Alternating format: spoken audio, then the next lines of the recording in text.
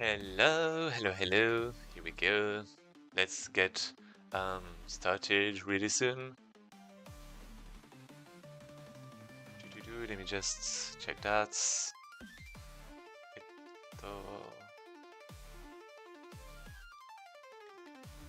Corecana.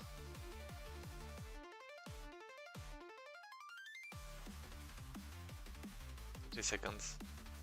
Ah. Okay, this should be good. Okay, so oh, that was sudden. I was actually not ready for that. Hello. Can I actually turn that? No, I can't. Okay, I got it. So yeah, here we go. Let me put Twitch on a corner of the screen. And here we go. Let me just switch maybe the music a little to something else. A little bit more peaceful. This is maybe a bit too peaceful. Actually, I guess for thinking and yeah, for thinking maybe it's fine. Or maybe we can save that for later.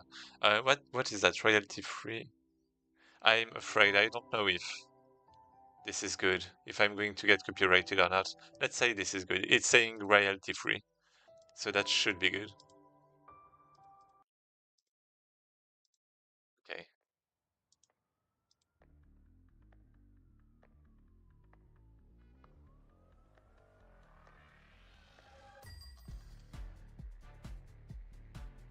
Okay. Not bad.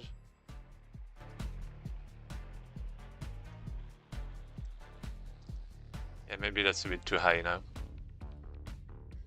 Okay. Let's put it like that, and let's get started. So. Yeah, this one, the music, well, for this time the music is this one from T Studio Music Channel. So yeah, feel free to check out if you like it. And YouTube, here we go. So the question today is, well, let's read everything. You descend a short staircase, enter the surprisingly vast lobby, and are quickly cleared by the security checkpoint. When you get to the main elevators, however, you discover that each one has a red light above it. They're all offline. Oh, the elevators are offline. Sorry about that, an elf apologizes as she tinkers with a nearby control panel. Some kind of electrical surge seems to have fried them. I'll try to get them online soon. You explain your needs to get further underground. Let me stop that. Well, you could at least take the escalator down to the printing department. Not that you'd get much further than that without the elevators working. That is, you could if the escalator went also offline. But don't worry, it's not fried. It just needs power. Maybe you can get it running while I keep working on the elevators. There are batteries nearby that can supply emergency power to the escalator for just such an occasion. The batteries are each labeled with their voltage rating, a value from 1 to 9. You make a note of their voltage rating. You put an input, for example, this. So multiple lines, okay. The batteries are arranged into banks. Each line of digits in your input corresponds to a single bank of batteries. Each line, a bank, okay. Within each bank,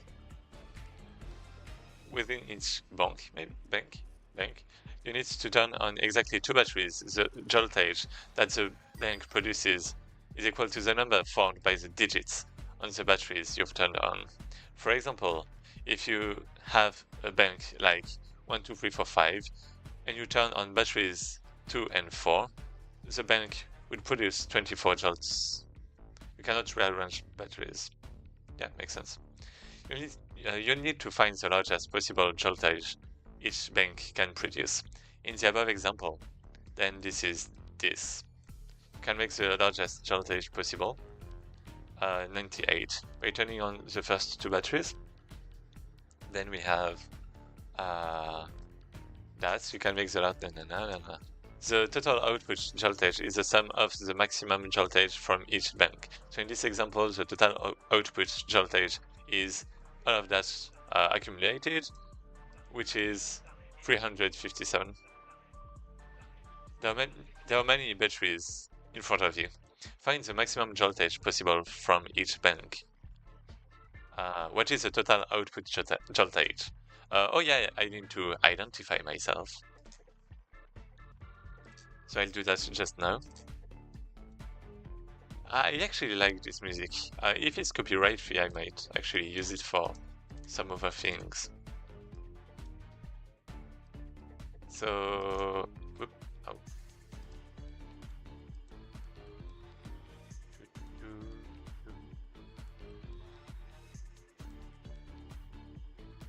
Okay, this is it. Here we go.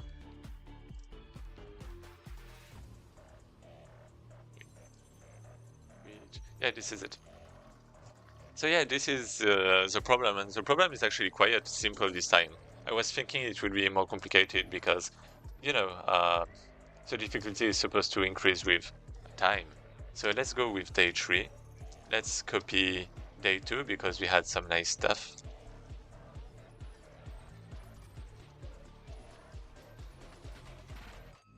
We had all of that, but more importantly, well, because we are going to remove all of that, we had this, which was kind of nice, honestly.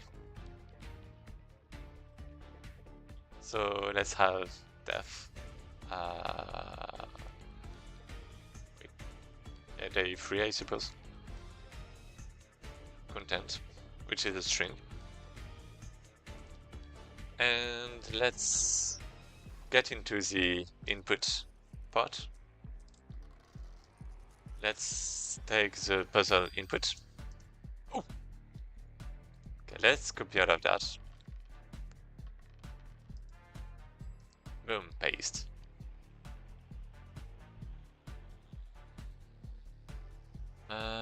Expected. Oh yeah, of course. So now basically we have each line, right? We have to split each line. So for that, I guess we are just going to do a content that's split. We actually have split lines, but I think something was wrong last time, right? When I tried to do that. Is it? It's a list of strings. I mean, it seems to be good. Wait, what was the problem with day 1? Yeah, we just have the lines, okay. I remember something wrong. So we have the lines. Now well, we have the total. Starts at 0 and that we have to return. I guess we're going to return it this time. And we are going to print it here instead. So lines total. Yeah, this is it. So let's go back here. As you can see, basically we have for each line, well, basically that's kind of obvious, but the first digit has to be the highest on the line, and it can't be the last one because otherwise we wouldn't have a second digit, right? And any number made with 2 digits, with the first one not being 0, is of course higher than 9. That's the maximum of a single digit. So we have to find the highest number. And then I guess the second, not just well, but in the right direction.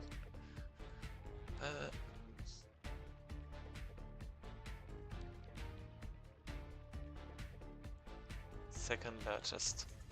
Yeah, I mean, I guess basically, yeah, this is very simple. So 4 line in lines, we have this.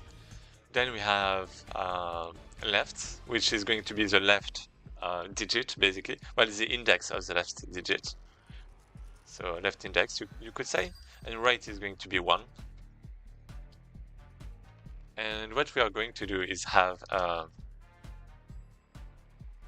basically line left is a specific number. And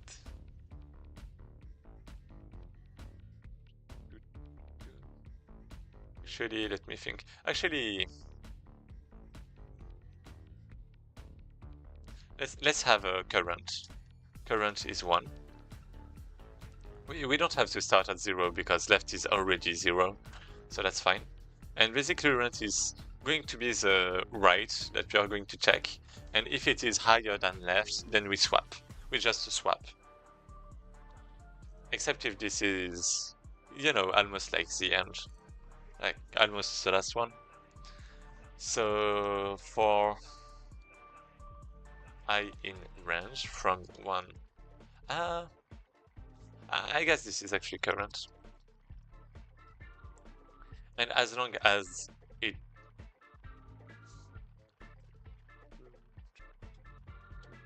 And I guess the last one... Wait, let me think a little. We don't want to test the last one, right? So I guess it's len minus 1. Well, we only want to test it in one case, but we are going to add that case at the end. So that's fine. So current. Actually, we can directly start at 2, now that I think about it. Because right is already 1. So I mean, if we test with 1, then what would it be? We would just set... never mind, actually, we can swap left and right. Well, swap. We can put left at right, so... What I'm going to do is if line left equal nah. Well, if the right yeah, let's do it like this, so this is more readable, let's say, with the graph, with the visual representation. So if left is less yeah, I mean, if it is equal, then we just don't care. This is the same. So let's just do that. If this is less, then we have left equal right, and we have right equals, well, plus equals 1, basically. Plus equal 1. I mean, we don't even have to check because next loop, well, next iteration, then, well, basically what I want is also to check if, yeah, I guess I've checked right, which isn't really right, but let's do that. If left is less than the current, then we have left equals current, and right equals current plus 1.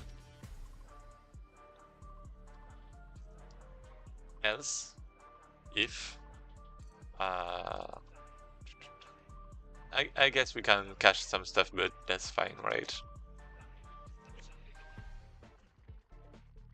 Sorry.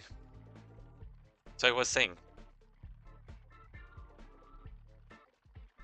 if right is less than current, then we have... What do we have? What do we even have? I guess we don't even have to store indices, we can just get the numbers. Yeah, we can actually just use numbers. I'm just used to that with the sliding windows, but, well.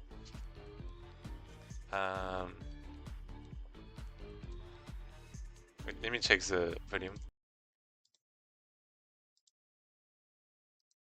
Oh.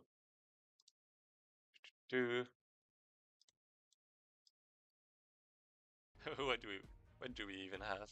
I guess we don't even have... Yeah, that was actually fine. Okay, good. So if this is less, then we have, I mean, as you said, well, as I said, we don't even, do we?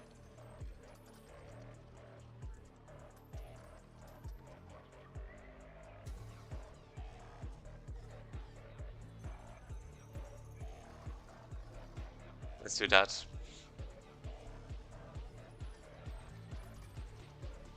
And we can also actually, yeah, let's do, uh, yeah, let's do that.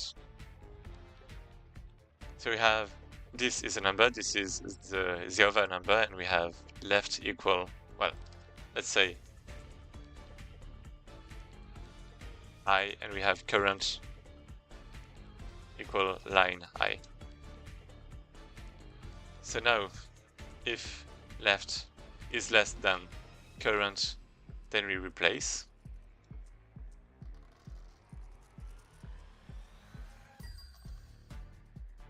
And if,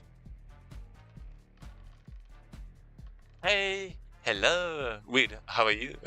Oh no, I'm gonna get banned. I'm gonna get banned. Welcome, Oven. I'm going to call you Oven.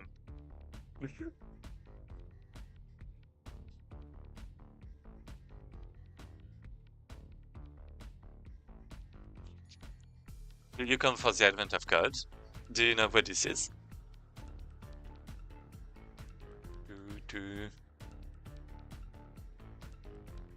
So yeah, basically we're doing the, yep, oh, did you do the today's current problem or not? Let me actually zoom out. So if this is, if right is less than current, then we right equals current. And yeah, at the end, we have to verify if right is less than line -1. So the last digit, basically. Oh wait, this is, yeah, I guess this works fine because we are, well, this is a string, right? And we are comparing characters, but digits are, you know, ASCII characters in this case, and, you know, comparison still works, but we have to convert them to proper integers.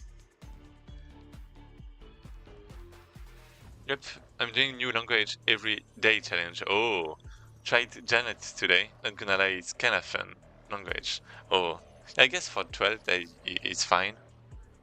And Janet, I actually haven't heard about it. Let me check what this is. Performance IXO.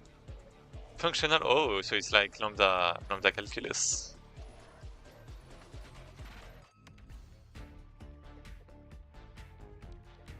Like Lisp, right? Yeah.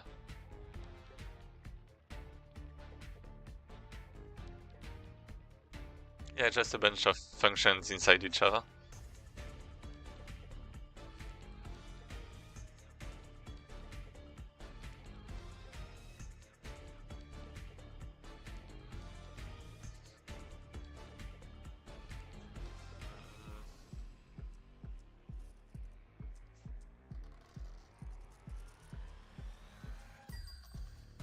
Oh, it's on GitHub, okay.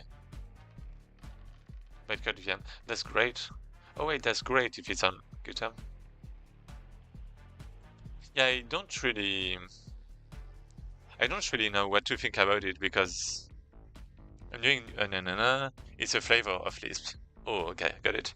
Yeah, basically I haven't done Lisp or anything like that, but I've checked a bit about lambda calculus, which is, I guess, the origin of functional programming,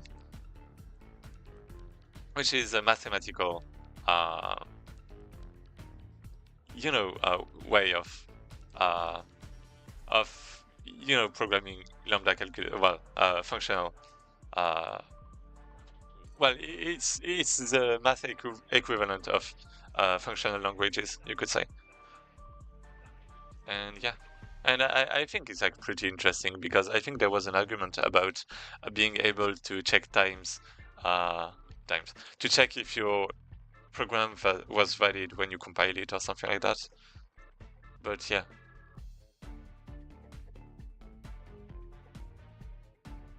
Like with types. Like there are expansions.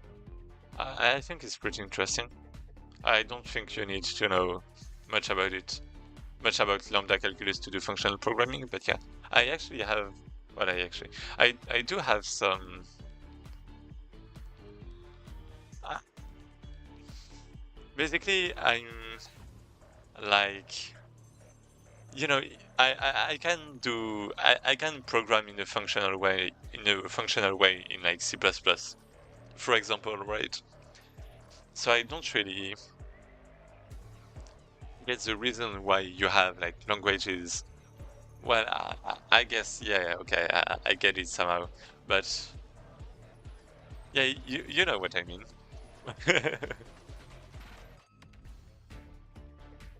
Yep, I'm kind of a hobbyist researcher in programming language design, or specifically in fields related to type theory and formal systems. Oh, as you can imagine, I like exploring new languages for fun. Yeah, I mean,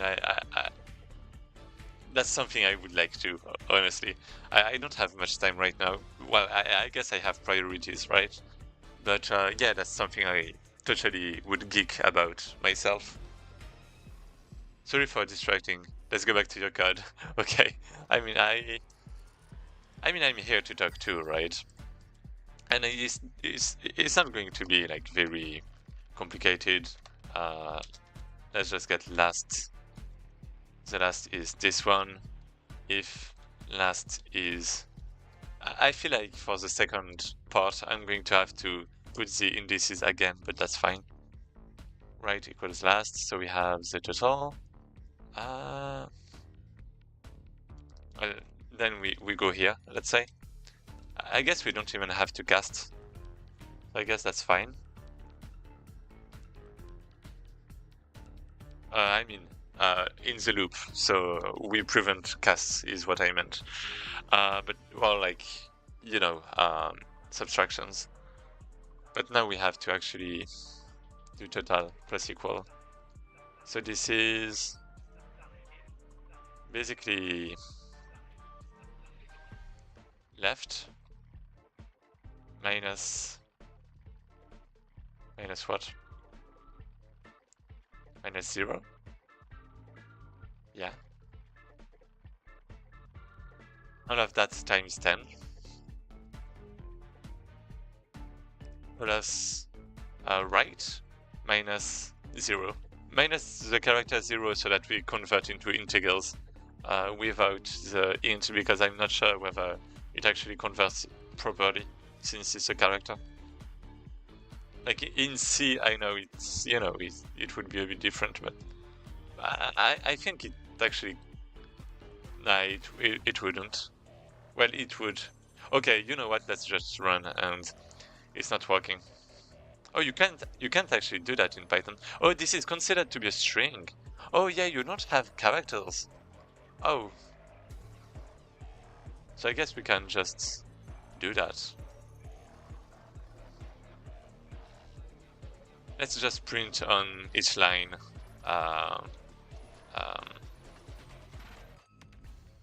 Let's say current max. So the current max is this. We'll print, and then we just add it, right? Here we go. Okay, so let's actually print the line and do something like that. Boom. Chat. Yeah. You can use int left. Yeah. That's what I did. I mean, I guess you said it like before I did it, but so 6. We have a 5. We have a 6, and then we have 5 here. So this is good. 9 is obviously the. Oh wait, actually we don't. Oh yeah, my bad. Yeah, this is actually not working. Wait. Yeah, actually we do need the indices. Uh, okay. So that, yeah, let's use indices instead. Because I just realized the rate is not going to work. I'm going to add that everywhere. Uh, uh, it's not -1. Wait. Um, I guess -1 would work in Python, but let's not do that. Let's do this. Then we have. I mean, I'm just going to. I don't need that variable.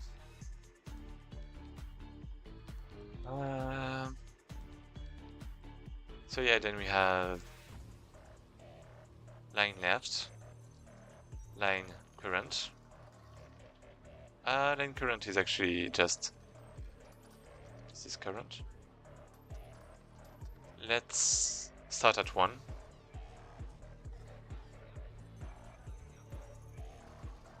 And yeah, the problem was that the right was actually potentially still on the left, and we are never going to reset it if there's like not a bigger number, right? Well, if there is one bigger number but only one, so well, anyway, that's a problem. So we have to set right to current plus 1. That's it. Right equals current. I mean, yeah, looks good to me. Let's try again. Chat. Doesn't look good for the program. So line left. String indices must be integers. What?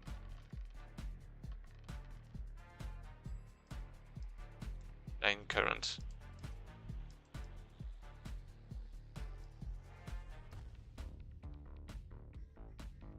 Oh. Oh. Oh yeah. I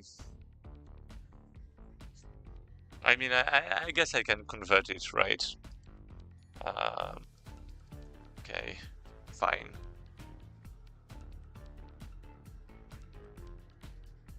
Here we go.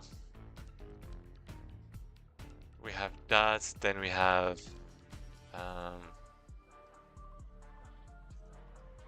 well, I guess we just have left equals.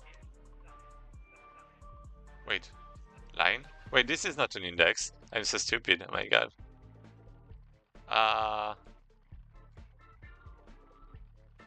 Yeah, here we go. Left index equals 0, maybe? Yeah. Yeah, I'm just seeing all of your messages, like just after I fix it every time. So +1. Let me just. So yeah, current is a number because it's defined here. So this is good. Yeah, wait, it's an index, so that's fine. Wait. Oh wait, in Python, if you compare. Wait, if you compare strings in Python, it's like alphabetical thing order, right? It's an order. Wait, but I guess 1 is fine.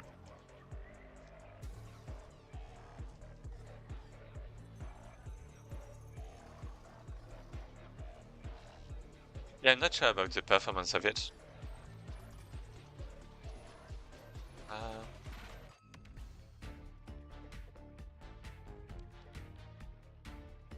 Let me think. And yeah, I'm not sure about what if it's doing what I want. I don't think it is actually, because yeah, comparing strings is like comparing all of the characters and like the length and that kind of stuff. I think so. Let's have left equal line 0 int, right equal line 1 int. I mean, you know, it's like left index and right index. And then we have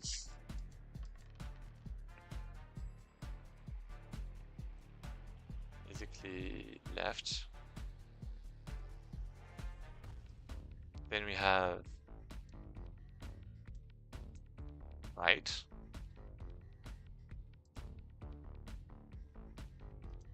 So I guess right equals line right index. And you have the same there, like left equals line left index.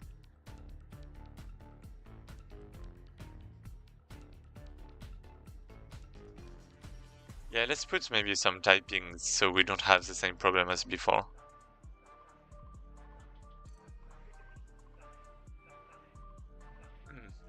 So we ensure that this is an int and that this is an int too.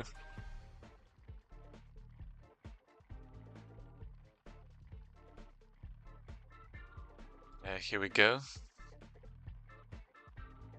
So we have the current index. Let's just have a current, which is just, you know, an integer. Oh, yeah. Current.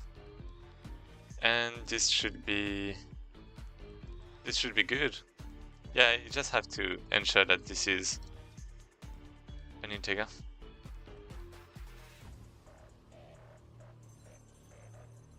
Out of this. I mean, I could make like some kind of, I would say function, but yeah, anyways, this should be it, right? Yeah, let's try. Chat, int and strings. So, right, and yeah, of course, this is. I mean, basically I'm doing the same cast for two numbers, for two digits, but that's fine. So let's check again. I mean, I think this is good anyways. So 65, let's just check. 65, 99, 63, 94. So, wait, this is a 1. Maybe. 9, 4, 8. I mean, let's say this is fine. Let's say this is fine. So yeah, let's just copy that and let's check. Because I mean, this is supposed to be the easy version, right? And this is right. Here we go. First one, first try. So the escalator doesn't move. The elf explains that it probably needs more joltage to overcome the static friction, oh no, of the system, and hits the big red joltage limit safety override button. Wait. Static friction. Okay. You lose count of the number of times she needs to confirm, yes, I'm sure, and decorates the lobby a bit while you wait. Now you need to make the largest joltage by turning on exactly 12 batteries within each bank. Wait, what, 12? Wait, what? The joltage output for the bank is still the number found by the digits of the batteries you've turned on. The only difference is that now there will be 12 digits in each bank's joltage output instead of 2. Again, the example. So we have that. Now the joltages are much larger. Oh god.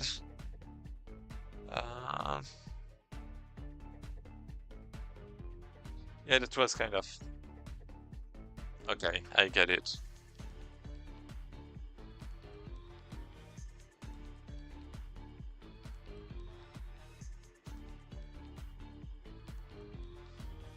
I mean, it's not that complicated, right? So I can just take the same approach, but instead we have an array of 12 numbers,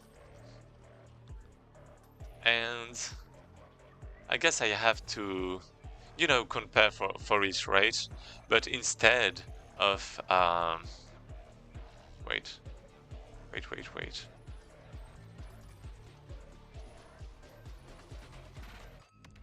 Basically, I was saying that instead of comparing directly with each element in O n times, we could like have O log n by doing like some binary search. But I was thinking about maybe we could hash that because we have digits from 1 to 9, and we could wait 12. Yeah, we can totally hash that probably. Wait, hash. But then we have the order that will be.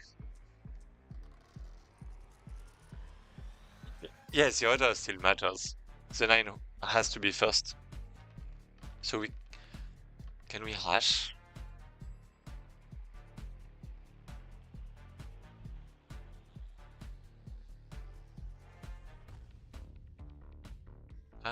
Good luck. Have to leave. Okay. Thanks for coming and see you next time. Bye bye. And yeah, thanks for the follow. I didn't see. Thanks a lot. And yeah, just in general, I'm programming games basically most of the time.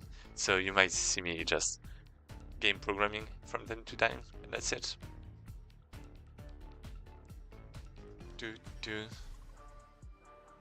So I mean, yeah, your hash map isn't. It wouldn't really be worth it because if we have to, yeah, I mean, yeah.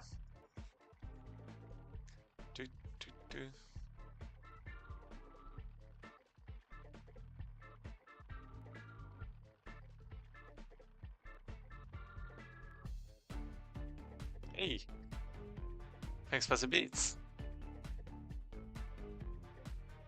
Thanks.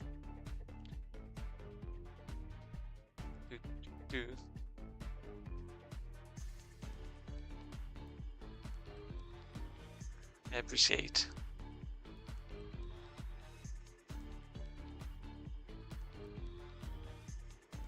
Hash map. Because I was basically thinking in my head, well, actually I was a bit lost, but I was kind of partially thinking about what if we do multiples of, multiples, if we had like multiples, but let's do it the easy way. It's fine, it should be performant enough. So instead of, oh, okay.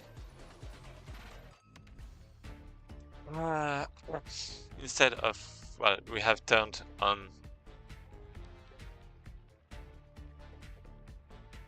digits. I mean, ideally we would basically convert the string into an array of integers instead, but that's fine.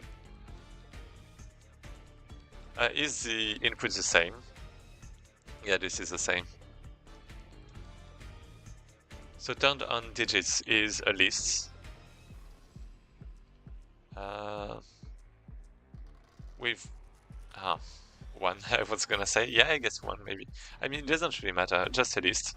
With how many elements? 12? 12 digits. So yeah, 12. Oh, actually, can we do something else? Oh, wait, we can actually do something else. Oh, wait! We can do something else. We can totally do something else. Oh, yeah, we can. Oh, yeah, we can. Oh, yeah. Because how many numbers do we have?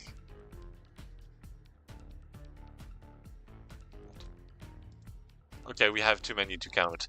Oh, because if we had like, okay, too bad. If we had like 13, then if we have to turn on 11 numbers, where is it? Well, I guess, okay. If it was 14 digits, if we have to turn on 12 numbers, 12 digits, I mean, that would mean that basically we have to remove 2 digits. And in this case, we have the opposite problem, which would be find, well, the minimum or, yeah, I guess find the minimum. And then you just find the indices of the minimum to turn off. and then you basically, by subtraction, right, you find the other ones by deduction. So that will be actually kind of smart and like kind of really funny, but yeah, we have more than that, so this is not the case. Oh. Yeah. So 12, let's go with this.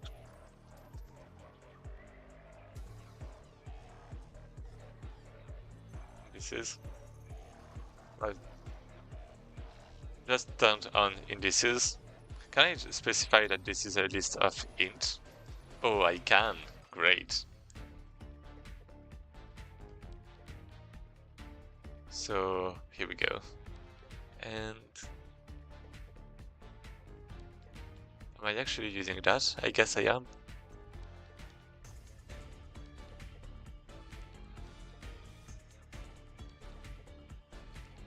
I just realized, but I don't even need that because I'm just using the current index. And I'm just assigning it right away. So I don't even need the right index actually. What do you think array times 12 returns?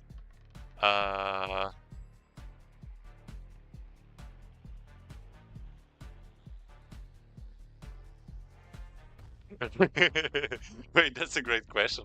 I thought it was an array with 12 elements. Am I wrong?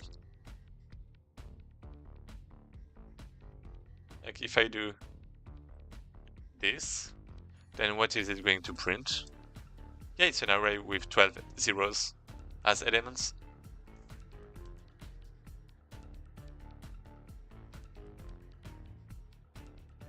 And welcome, Mumi Jamala.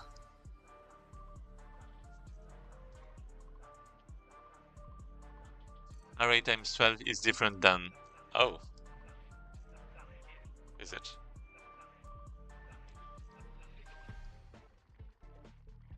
Yeah, this is indeed. You're right. So I guess I need to initialize. Thanks. Thanks.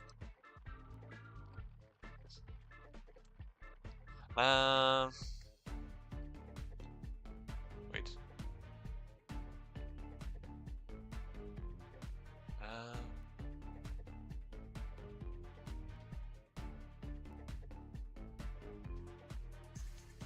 Because wait. I guess it will be. Well, actually, never mind.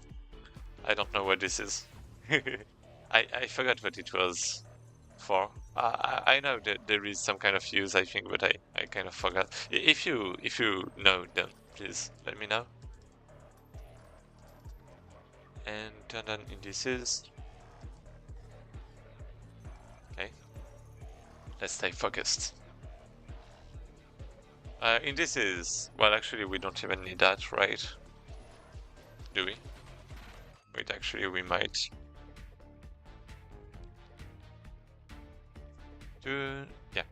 I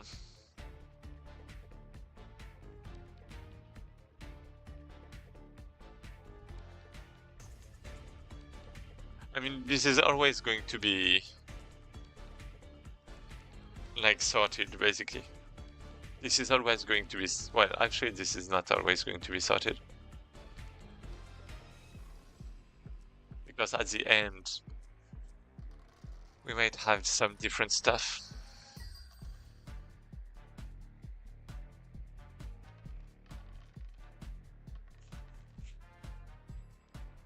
This is fine. Let's say this is turned on.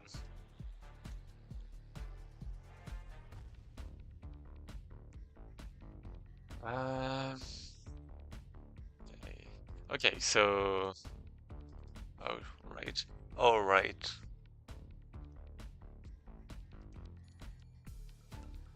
Let me think.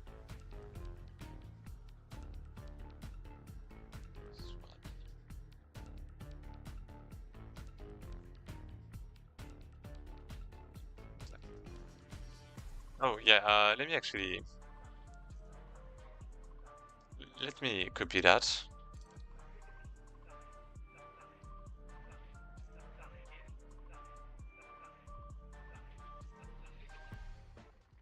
and make a new function for the second part.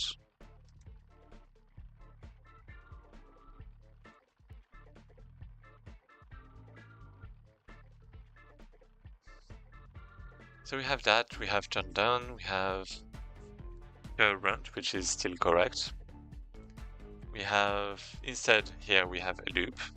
I guess we can remove this part because that was kind of an exception to optimize the last one, but in this case we would have to do it for like 12 numbers, which is kind of bad. Yeah, let's remove this one too. So we start at... I mean, I guess we can actually start at like 12. And we have for I in range 12 turned on I equal line current index converted to an integer.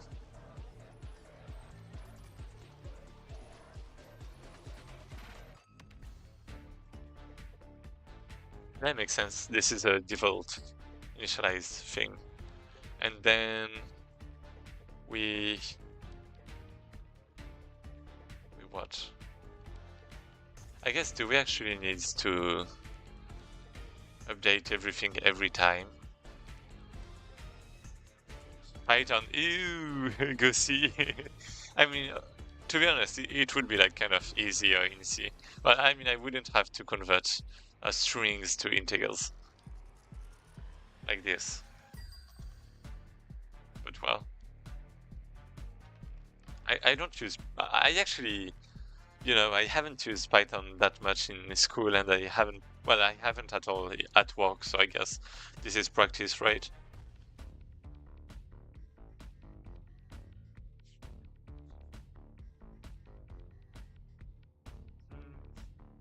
So current what? And yeah, how are you as well? How are you doing?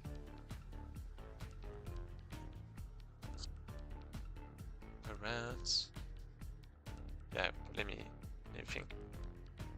So yeah, while current is higher than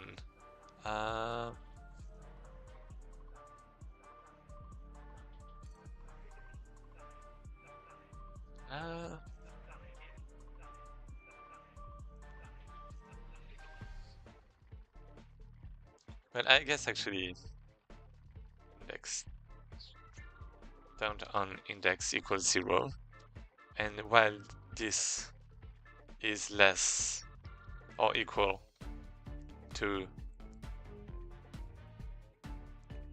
turned on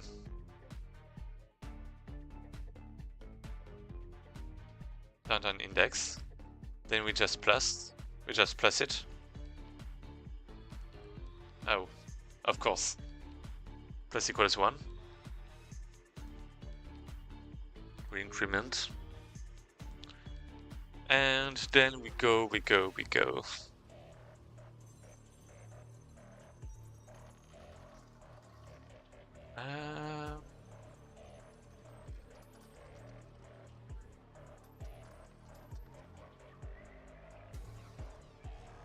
Except this is not always going to be 0, because when we approach the end, so for example there, then if we compare with 0, then this is not going to be good, because we still need the numbers on the right. So yeah, Azruto, I don't know if you've seen the problem so far, but this is it. And basically the goal is to have the you have a number, well, you have a list of digits, and you have to make the biggest number by selecting 12 digits. Donc 12 chiffres pour faire le plus grand nombre. And this is it. So instead of starting at 0, as I said, because towards the end there's going to be a problem, then we are going to start at the minimum. Oh, actually,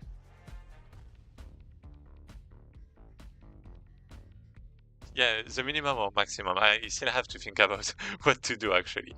but that would be the wait. I guess there is another thing to take into account. So let's say this is the last number. Then we have to start by 12 minus 2. Well, I guess not the last number, but... Well, I guess let's take the last number. If this is 8 here, we have to start by the index 11, right? We have just to test 11, the last digits. So that would be...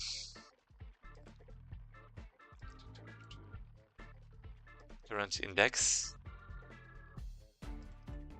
The last one. So yeah, I guess this is just...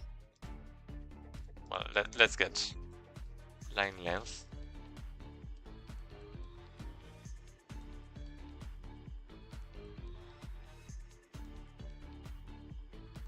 Here we go. And now we have basically line length minus, what was it? Current index. And this is going to be the gap between this and the current index. So this one would be 1, because there is 1 digit. If there are like 3 digits, then this is 3, right? And from that, we can probably do some stuff.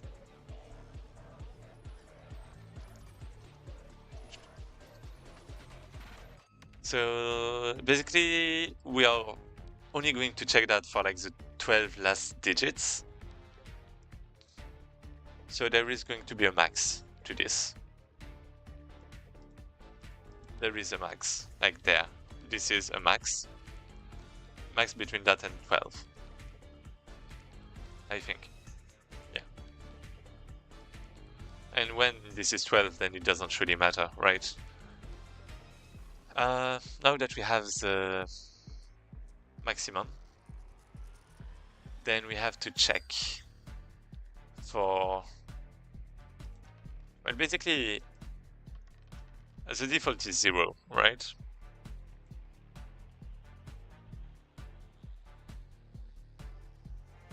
I guess we could swap. Wait.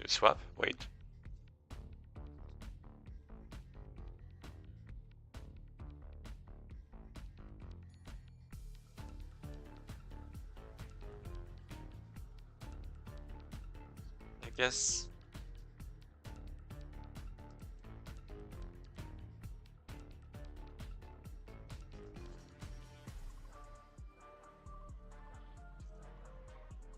Because I know I have to do a min or max with 0 at one point. The question is when and where. I think this is with this. Maybe this is... Yeah, okay, I get it. So this is that minus 12 on one side. And we have current index on another side.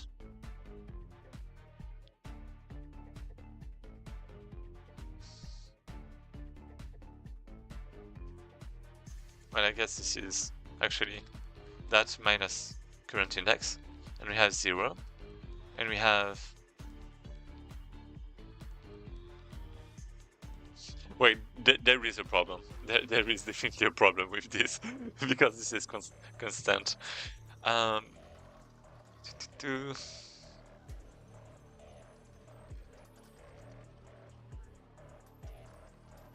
length minus...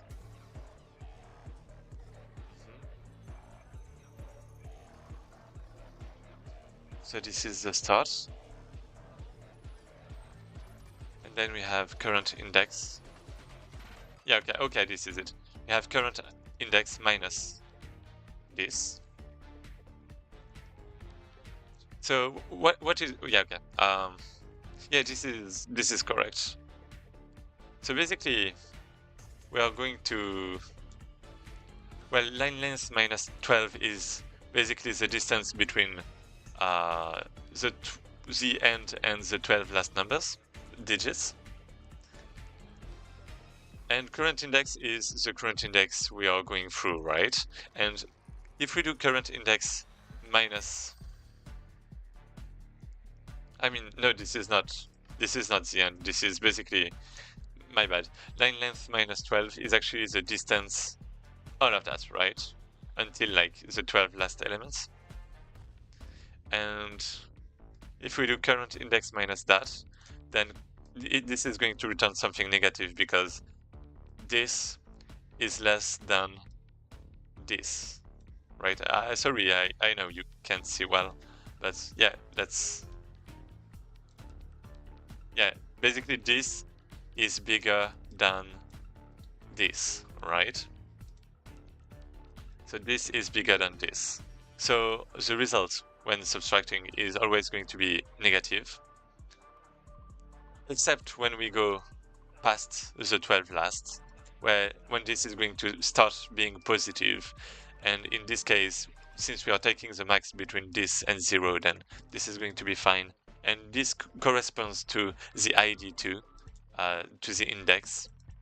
Because when we start getting into the 12 last elements, then we have 0, 1, 2, etc. and it just goes up because current index is always increasing one by one every loop. So this is good. This is good. We have turn on, and this way we can actually check I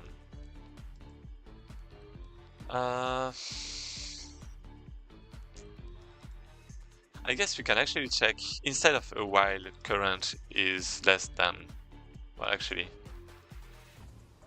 wait. Let me actually think a little. So current is less than turned on index.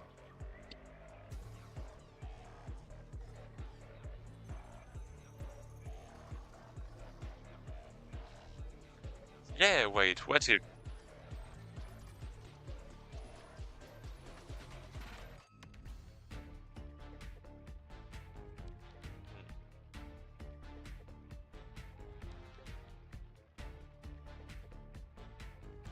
Dude, I check.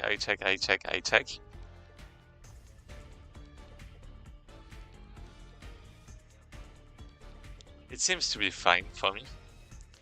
The only thing is, well, I guess obviously we are going to remove that, right?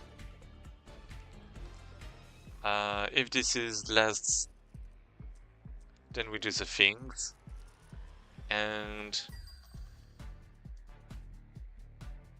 at the end, if we find something different, well, if we find something higher, I mean, then we have the current. I mean, we have to set it. Well, yeah, I guess we have to set it, obviously. So turned on index equal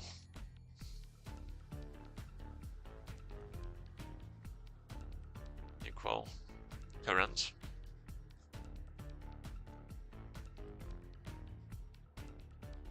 Now that we have that, what do we do? Well, I guess we have to update all of the other turned on things to the right, right? Well, starting from the turned on index. Because, for example, in the previous example, if we found a new left, like this, no, not like this.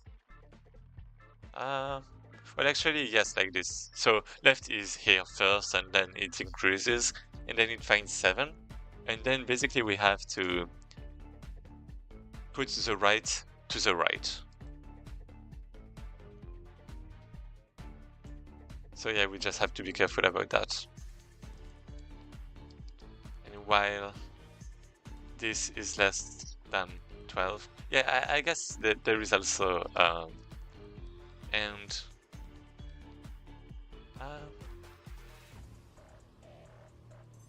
turn on index is less than 12, and if this is equal, then we just continue, right? We don't do that basically. So turned on equals current. Well, this is less than 12.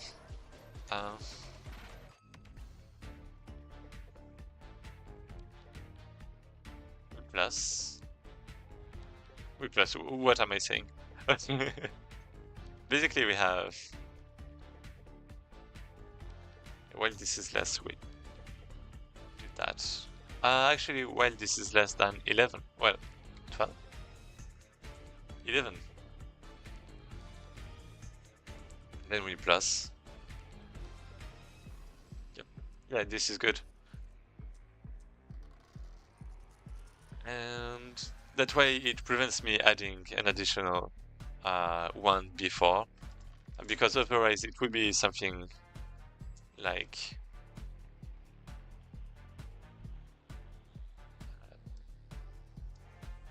this, basically, right? But that means if I do it this way, then I prevent adding one somewhere. Anyways, so here we go. Turn on index, turn on, that equals yeah, this is actually kind of tricky because we have to wait, is it? No, it's not. We have the current index, right? Yeah. So this is actually current. No, this is not current. Oh.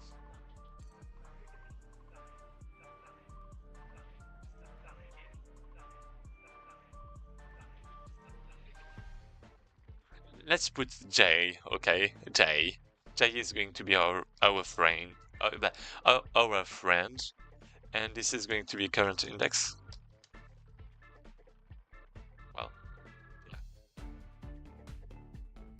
Because we should not like modify the variable from the loop, right? Or it's going to destroy everything. So let's just do J plus equals 1. And yeah, we have basically an index 11, and I guess and J is less than. But I guess that's a given because we already have the max, right? So it should never be more than the thing, right? So this is good actually. Turn on index equal line J int. I guess we do an int conversion, which is kind of bad, but this is, you know, this is, yeah, this is what it is. That's what it's. We have the total. The current max is something I don't want to check. So wait. Yeah, I mean, I guess I have to compute it anyways, right? So 12.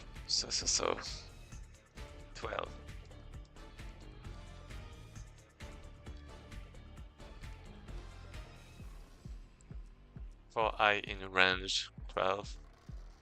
Basically, you have current max plus equal down to on. So I. And then you have that's multiplied by 10, so that we move that to the left, right? And we are going to do that 12 times for every number. The problem with that is that the last number is going to be multiplied by 10 too. So this is actually kind of bad.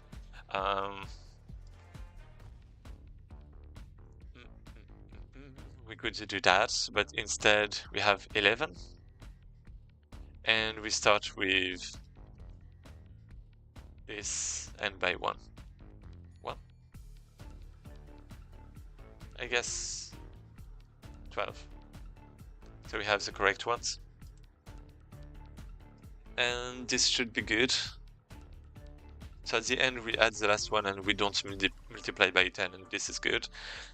So yeah, let's try. Wait, I don't have the total. Oh, I do. Wait, what? Yeah, I do. Okay. That doesn't look like the total.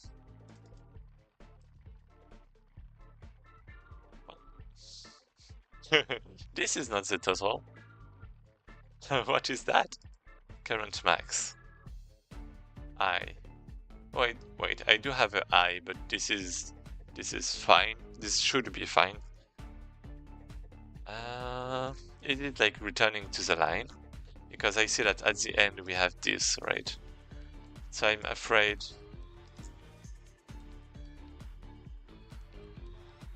Let's try again. Oh no, we have the. Never mind, we have the. Oh! Got it. Yeah, this is better. No, this is not better. Okay. Current index. Yeah, I mean, okay, this is fine. If this was a problem, then I mean.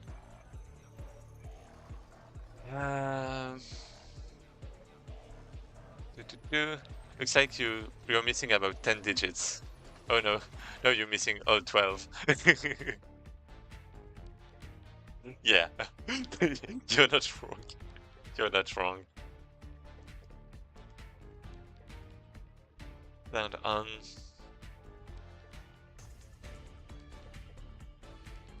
It was next out of range. Out of range.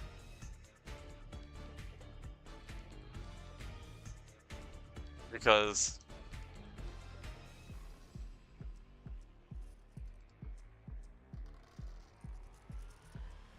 I mean 0 is always going to be in range, right? So what is actually? I guess this is for 12. This is going to 12. So let's compute current index. If this is 0, then 0 minus. Like, this is always going to be positive. I mean, yeah. Let's assume, because we have this input, right? So let's assume. Actually, yeah, let me check. This is fine. So this is positive.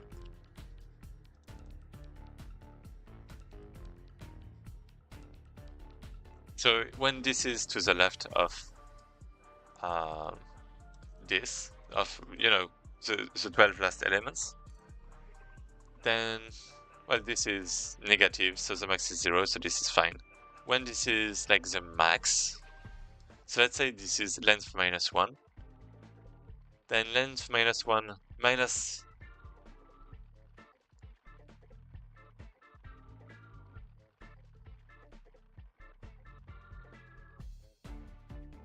Yeah. Let's do some things. So we have that minus 1 minus that minus 12. So this is minus this plus 12, right? So we cancel. So this is 11. So this should actually be good.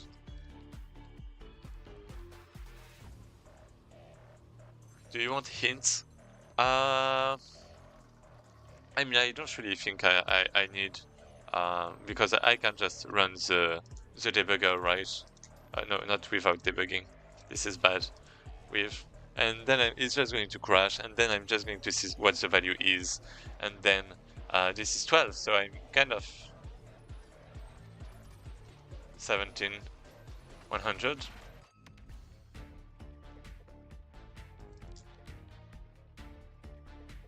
Wait, what?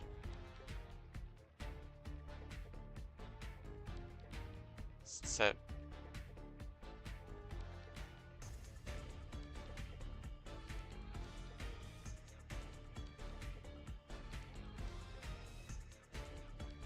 So wait. 17, the length is 100. What the hell? Wait, what? So this is basically 100 minus 12, this is 88. 17 minus 88. So yeah, this is because of what's inside, right? That makes sense? And yeah, this is so stupid. Yeah, okay, my bad. I have to check that first. Yeah, I almost did it actually last day, but yeah, I saw it, but this time I don't know, I was kind of stupid. So here we go.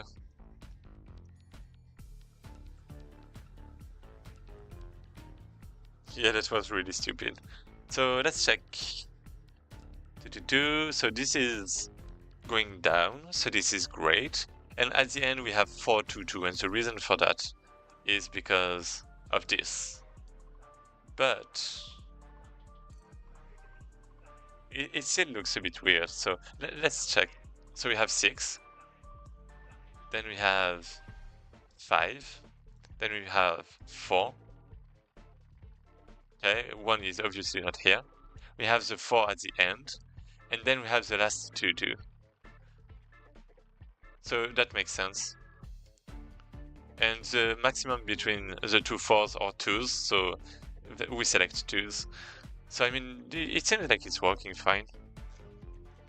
So I mean, let's just try our luck and let's go.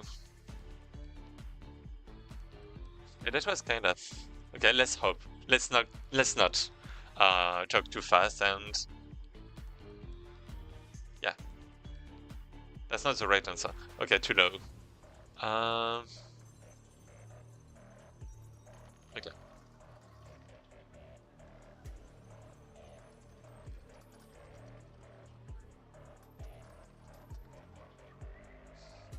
This is too low. I inputted the right number, right? Yeah, I did. So wait, this is actually kind of crazy.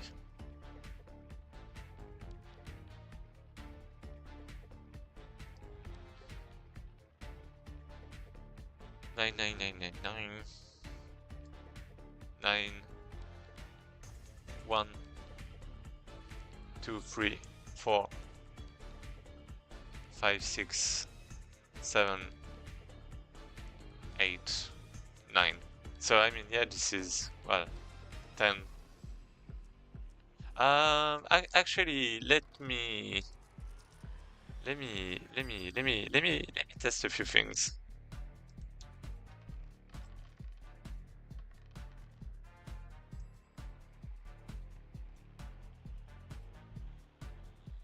Ah. So yeah, just input. Let's actually try something like, you know, our custom inputs. So like 9. So 12, right?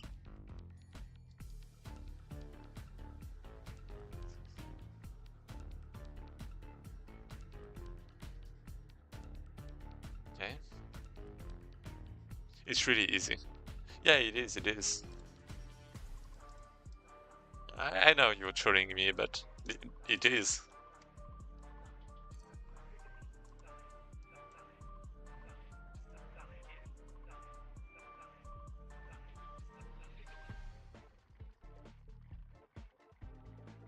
Oh, okay, this is wrong. Wait, this is wrong. I mean, actually... Wait, yeah. So you have one... let's just asset.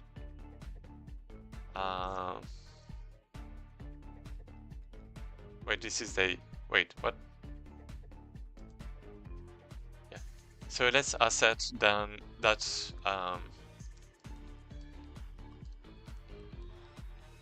each line...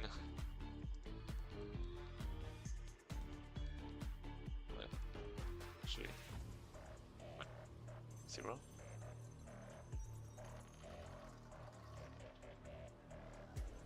That this is higher or equal to 12. To make sure. So this is fine. And this is fine too. Good. So now we have this. And wait, this is actually good. This is actually not good. Wait, this is actually not good because we need... basically the 2 should be here instead, here. So I think we have 1 wrong. And if I add a 1... What?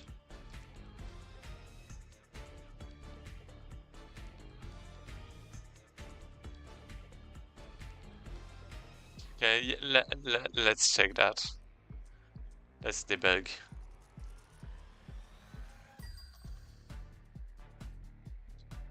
So current is 1, current index is 12.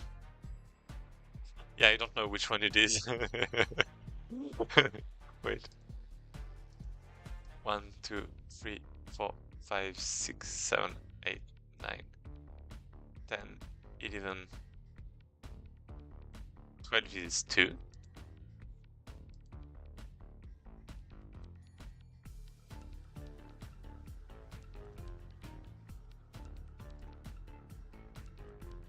No, this is not 2. This is a 1. Okay, this is a 1. It's all that matters. Can I actually debug console? What if I do line current index +1? Okay, -1. Okay, so this is the one after 2. This is the one after 2. Like this is this one, right?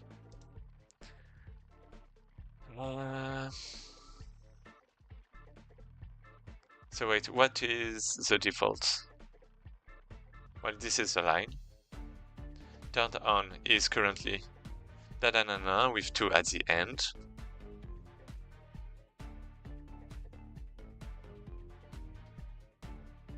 Oh, wait. Oh yeah, wait, this is a problem that I start at 12, actually. Well, I mean that I start at, yeah, 12 here. This is because I start at 12. Because if I didn't, then it would just increase, and then it would check that. And then, you know, it would update. But because I start at 12, then this is a problem. So let's start at, well, I mean, 0 is already right. So I mean, I don't need 0 right. So let's do that. And yeah, this one is correct. As you can see, the 2 is correct here. Right there. It's not at the end anymore. It's at the right place. So now I can just try with the real input. And this is like much bigger probably. Hey mate, how are you doing? Hey, hello, how are you? I'm doing great. This is Sam Yamei. Sam, yeah, just Sam. I'm just going to call you Sam. Yeah, you were here the other day too, right? And hey, Ninja. Sorry, I don't really look much here, but oh, maybe I should a bit more. Hey Proxy, you doing C++? No, I'm doing Python, actually. This is Python. But yeah, I mean, I can C++ too, but yeah. I don't know if I'm going to do it. I mean, if you ask for it, then maybe. Let me actually just put your... Yeah, sure. Okay, so Sam it is. So yeah, I actually have 3 windows that I have to keep track of. And this is getting kind of difficult. Let's do that. You could check with the given example first. Oh, I could, indeed. But I mean, last time there were like a lot of exceptions in this one that were not in this example. But let's do it. Because this is like at least one thing to be sure about. This is a good idea.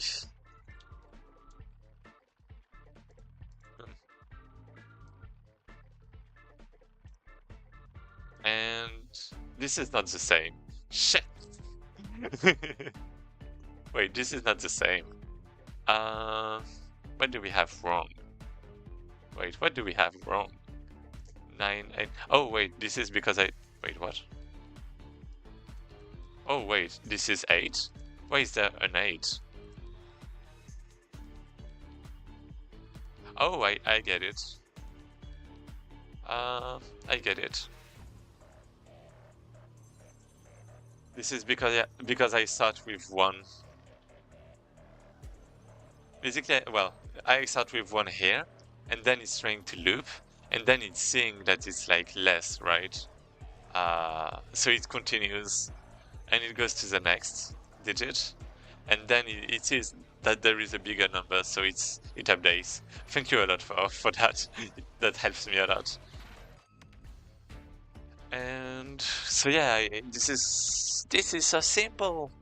I guess we can just initialize with 0 and start with 0 here, so that in this case it is always going to be bigger for a new number, right? So we are always going to set.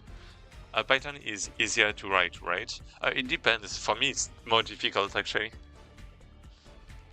Are you a student or a working professional? I'm a working professional. I'm a programmer. I'm an engine programmer, a game engine programmer. That's why there is also a lot of game development on this channel.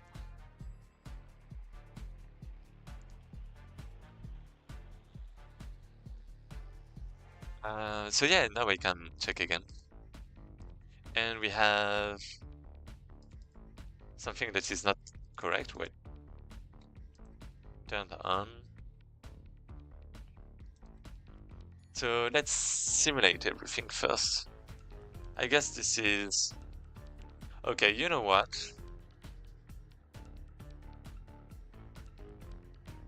I guess I can just put 0 actually here. That's kind of funny, but I can actually just put 0.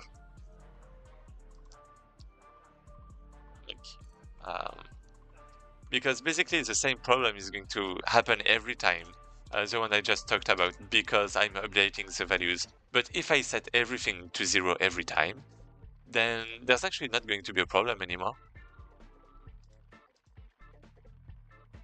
And as you can see, this is now the correct number. So this is actually kind of funny. So basically, you're spending time after your 9 to 5 for coding for fun.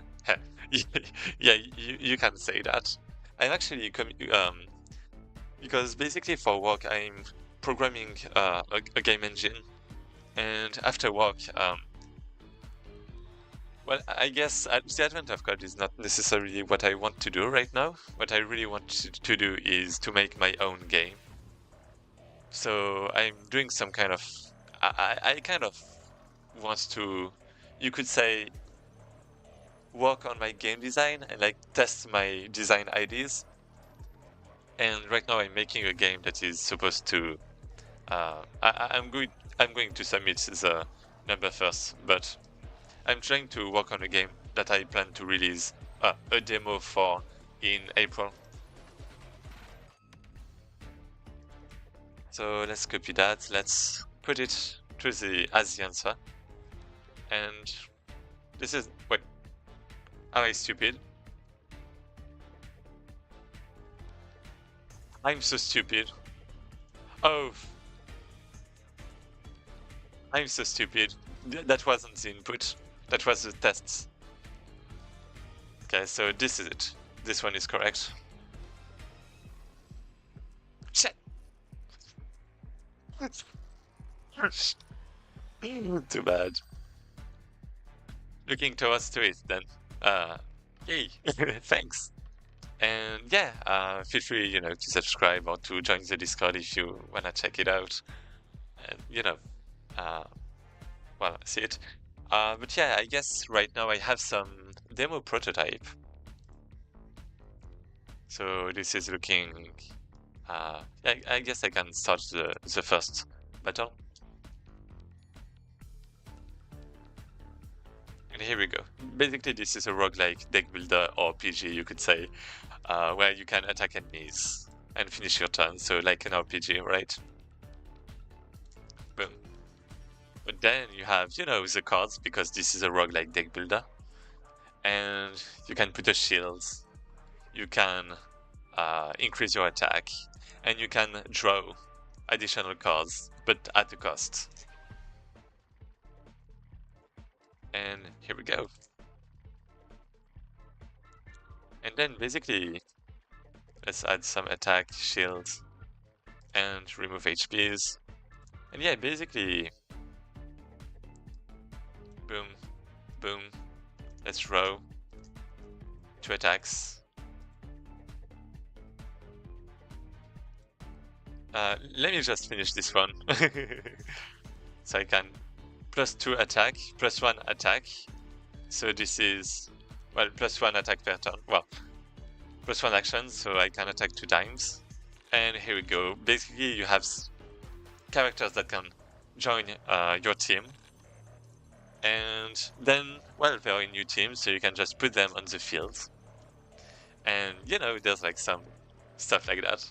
And you also have a range system, as you can see here, where basically you can't attack enemies that are more than, well, 2 slots deep, right? So you have to be careful about that, and you know, there's going to be some strategy around it. I'm working on a concept about mana right now, and yeah, trying to make something fun. Reminds me somewhat of Pokemon the card game.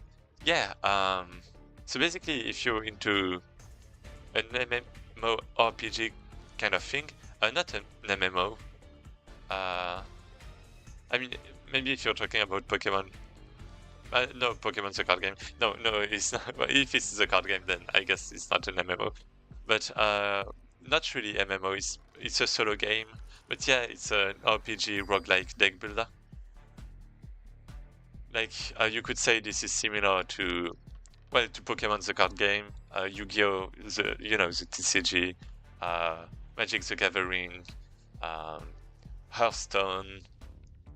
But this is also kind of getting close to, I mean, deck builder roguelikes, so Slay the Spire,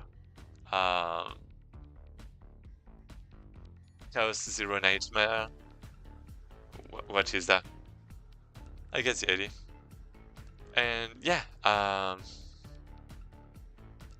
yeah, great. And basically, just going to show you something awesome. If you like video games, then that might be incredible for you. I mean, this is more about game design, but what I like to do is I like making documents, as you can see. And if you want to know about how TCGs are designed, like the game design behind it, like Yu-Gi-Oh and Pokemon the card game and all of that, then basically I'm, you know, writing that up as the different things, different mechanics kind of. And yeah, this is, you know, for myself, but also to help others.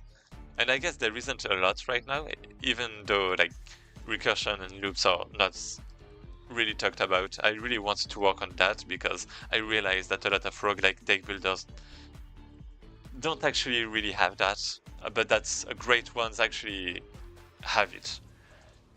And yeah, about roguelike deck builders especially, I have one document for roguelikes in general, but there is a roguelike deck builder part here, and you have like a lot more about all of that.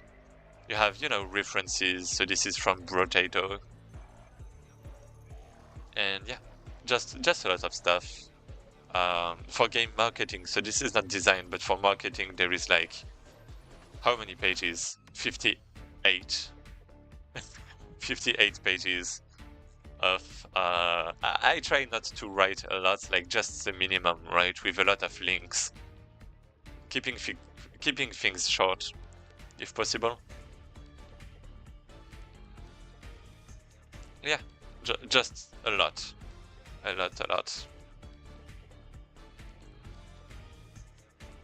Seems really cool. You're keeping it open source? Yeah.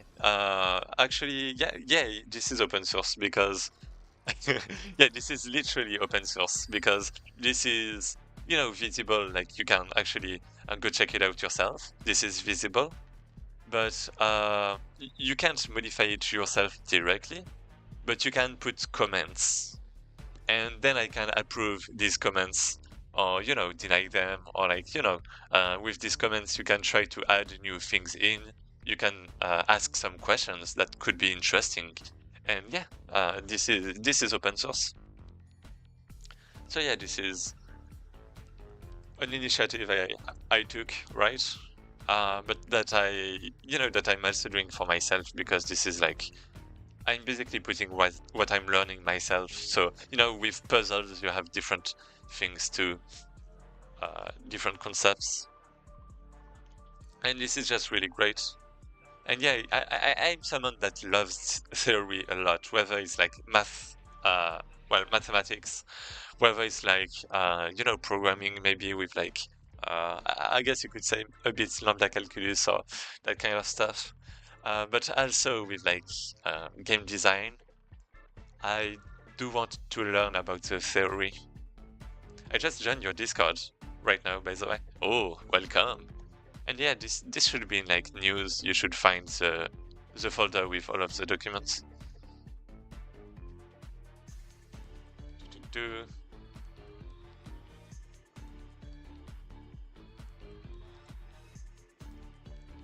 let me actually try to find it for you.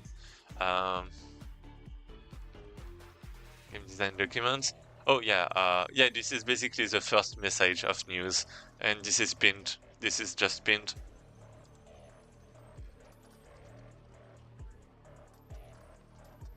Oh, wait. Azulto finished the first day.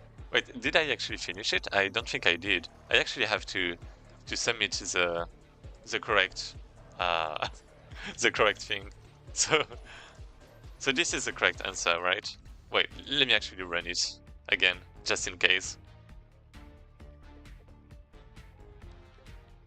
Just input. Input. Okay, this should be good. Okay, this is good. Day 3 completed.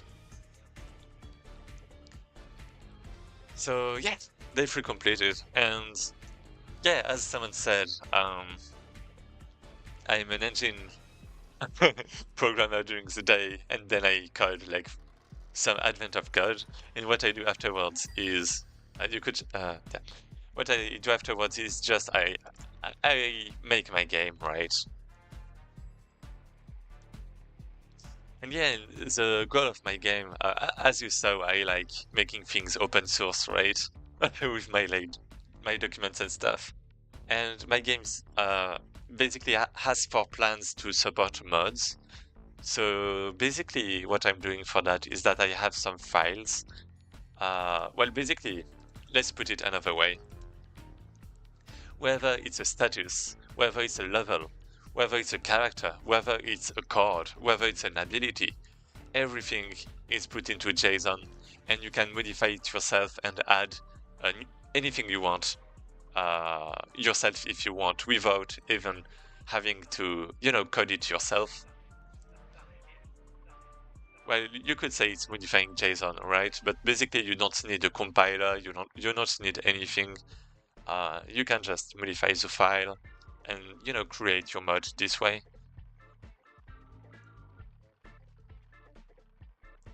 This is the idea.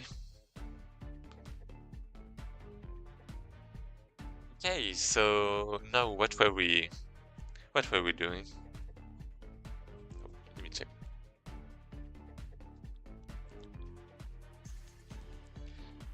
So I'm someone who loves to make anything by myself, so I'm trying to learn programming.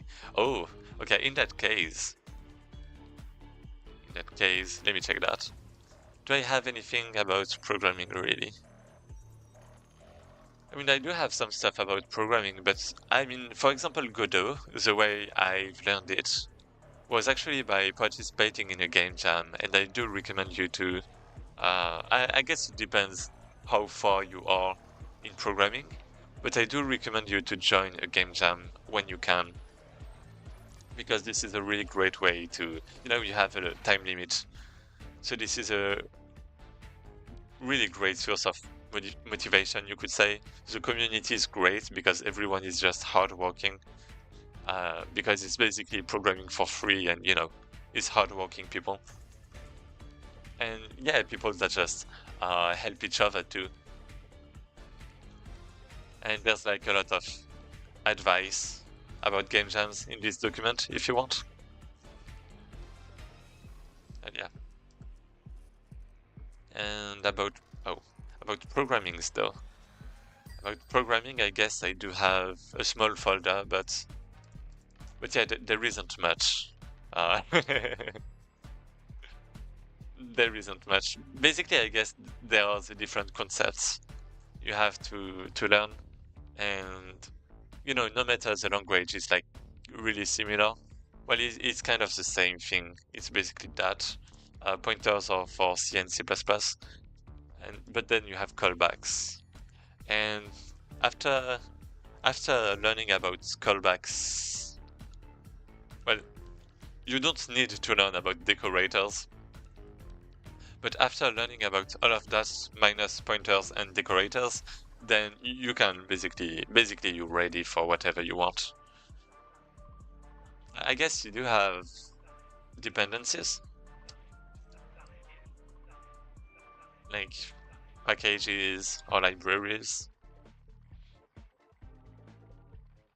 And yeah.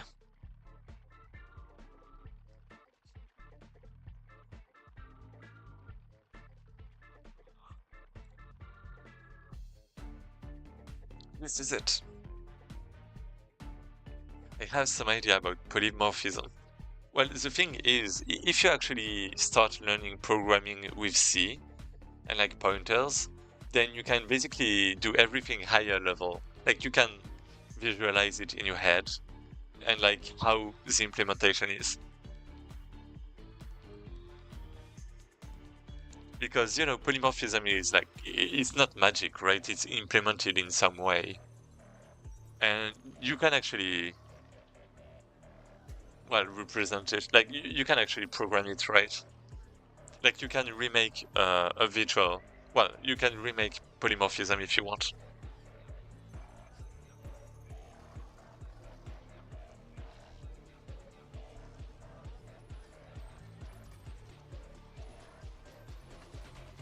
So, should I give an example?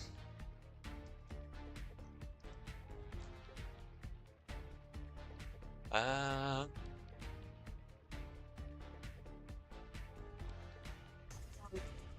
well, basically, one way you can see it is if you know what a callback is, then basically a callback is just a pointer towards, let's say you have, well, let's say you have a function foo, well, def foo. Then a callback is just a pointer toward a function. Like, I'm not calling the function. This is the function. So v is the function. And when I'm doing v, like that, I'm calling the function foo, actually. Okay. And now that you know that, then basically, when you are making an object like def foo and def child, which inherits from foo, I think this is the syntax in Python. Then, let's say I have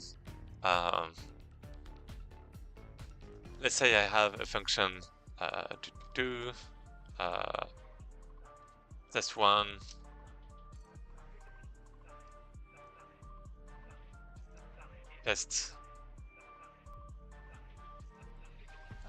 test2 and test3. And let's say that I have a function here that test2. Then this is equivalent to saying, like, this is a different function, like child, for example. I'm printing something. So basically, this is the equivalent of doing something like, let me duplicate. Boom. I put these functions outside. But now you have test1 equals, well, let's put some stuff here, okay?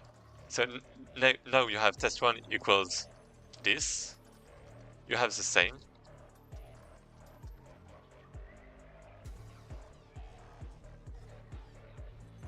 And as for child, then you have another function that exists. This is child test2. And this is basically overriding, well, this is setting a test2 equal this. And you could say test1 equals test1, test3. This is actually a bit more complicated. There is something called a vtable, but this is basically the concept, right? You're basically copying everything from foo, but you're replacing what you're overriding with. Also, I like to use structures more than classes, since I don't have to allocate storage for it manually. Oh, you're using C or C++? What? Wait, what do you mean by that? Wait, what? You don't have to allocate? What do you mean by that? What language are you using?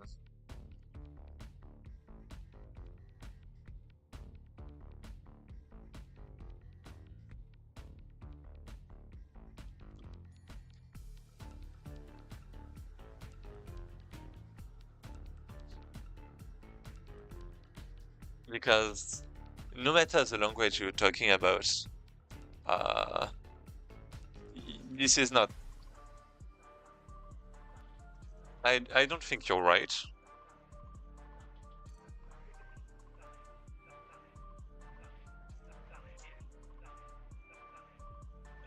Because basically you don't have to allocate storage.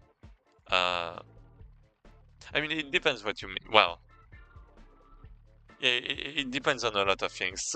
So what do you mean by that? I guess on YouTube there's like a big delay.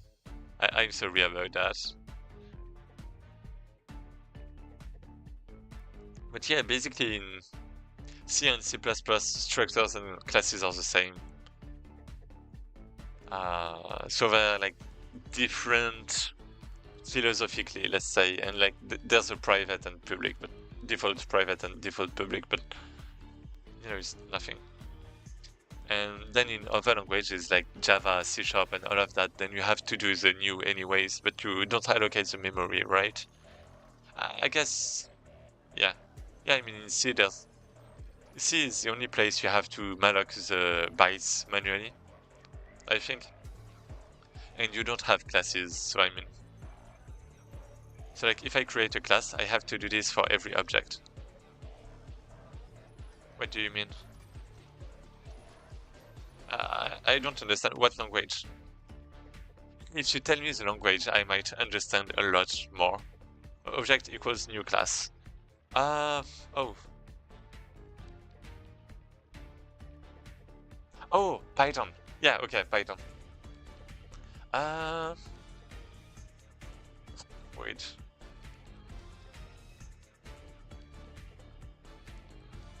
Wait, no, this is not Python, because in Python you just do v equals foo. Wait, what? What?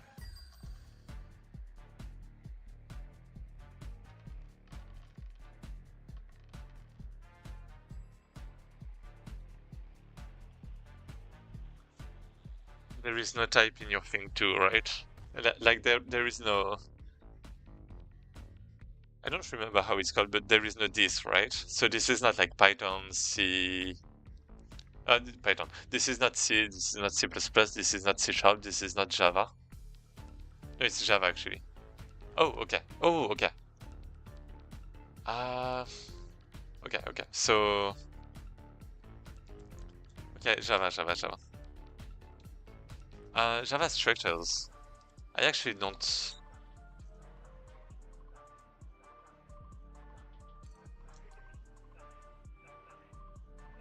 Let me check. Because. Oh, yeah, right. Yeah, I guess you don't in Java directly because it's already on the stack. Do you know the difference between the stack and the heap?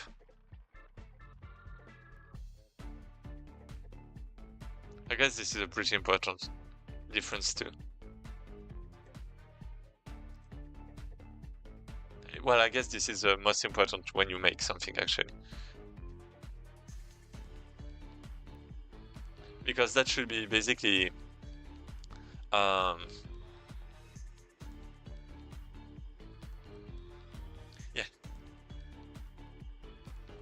yeah, because basically well, I mean, you shouldn't pick like a structure or class depending on what you prefer, like this the syntax, I suppose, because they have like in Java they have fundamental differences compared to like C++. Yes, I kind of do. Okay, great. So I mean, yeah, I guess with structures, um, you allocate on the stack, but then that means that you have to copy every time. So I guess for simple structures like vectors, this is fine. But if you make a big object, then you are going to copy every time, I think. And this is a problem when you want to reference an object, because you can't reference it if it's a struct. So yeah, I guess there's that. I guess in Java though, you can ref struct. I think you can reference structures.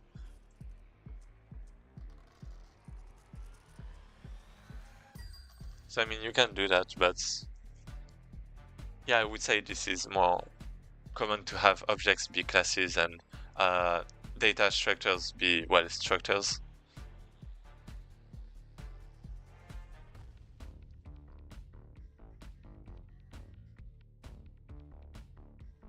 Yeah.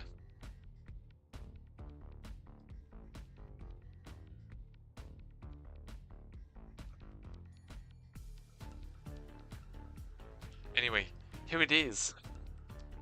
I guess I have to add that to my document. So dependencies, you have stack versus heap. Well, memory stack versus heap. And this is around the pointers. So here. Okay.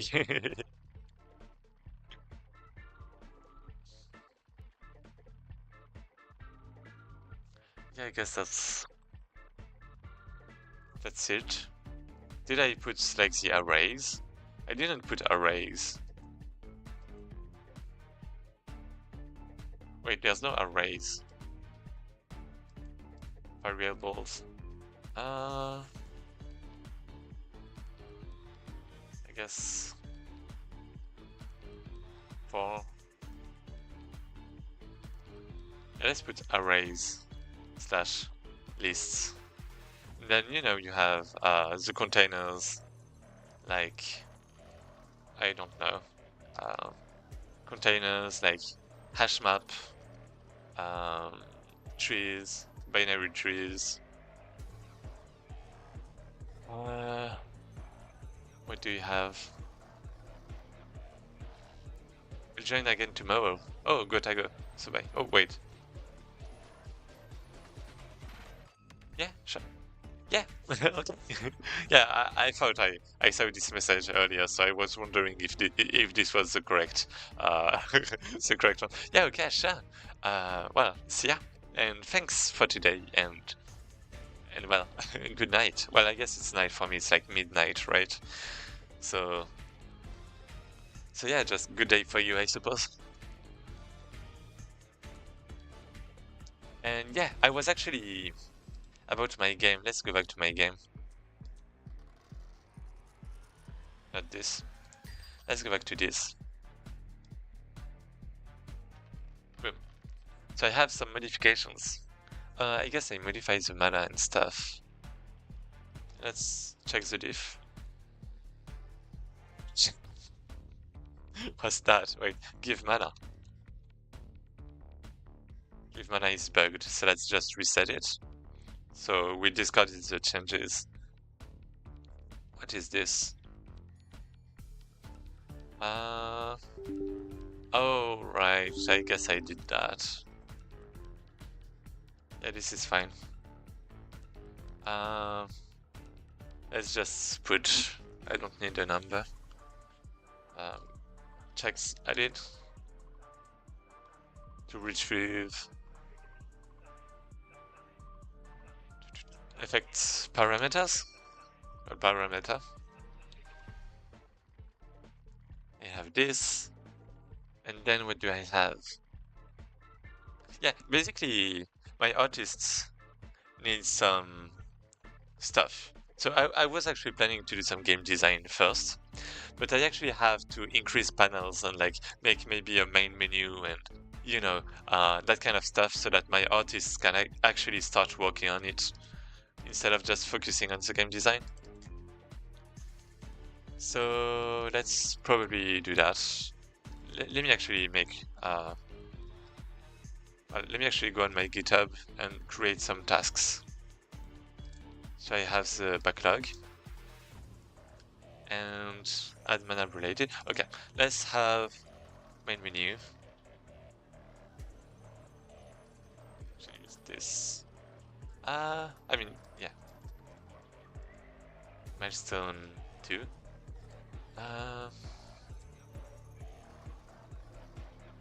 Let me think. Yeah, main menu. Let's just keep it like that, like simple. And this is programming, so this is, you know, fine. Then after the main menu, we have lobby. Lobby. I guess we have the lobby, right? The 2. Create. Then after the lobby, what do we have? We have the what do we have? I guess ideally we want to minimize things. Like world map maybe, or I guess not a world map, but level selection? We could call that.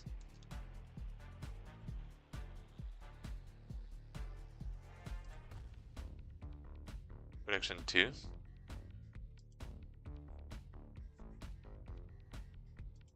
After the level selection menu, I guess this is already a lot, right? But I mean, I guess this is fine. I guess this is actually... Let me still think about what I should do next.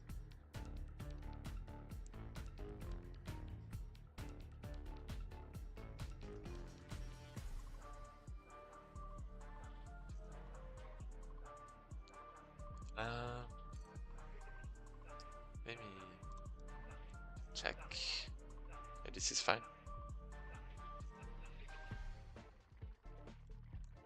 Level selection menu. I guess we also have a settings menu. Well, settings.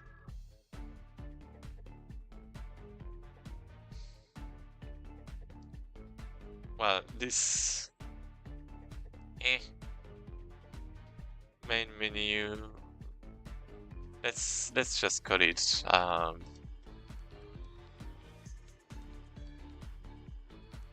and then only, well, scene only.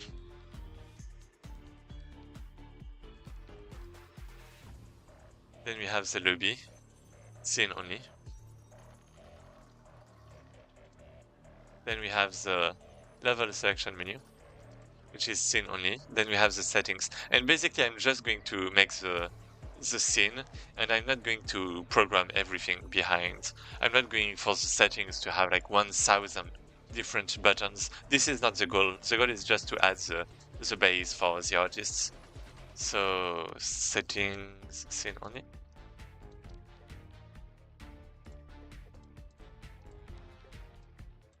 Boom. Then what do we have?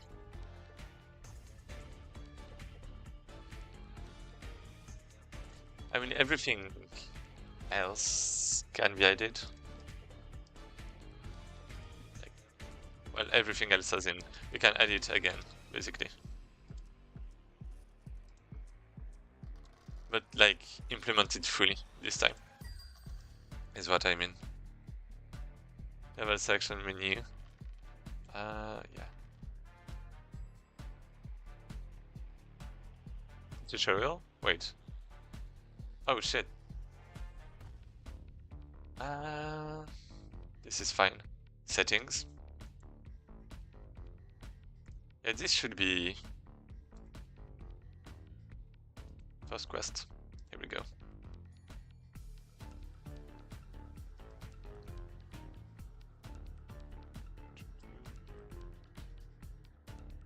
Here we go. So we can do that. Hey. Bug. Game over. Yeah, this should be fine. And then other than that, Yeah, let's remove this because this is finished. We're making the first quest, and then related to the first quest we have. What do we have? What do we have actually? Hello, hello, Diggle. How are you? Welcome. Yeah, sorry, I finished the advent of code for today. I'm programming my game right now, and I'm actually planning what I'm going to do for like the next month. So this is some planning phase. So you know things like main menu, lobby, like the kind of usual. Um, but also, also what?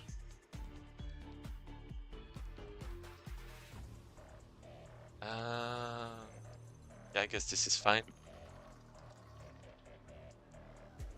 So what should I do?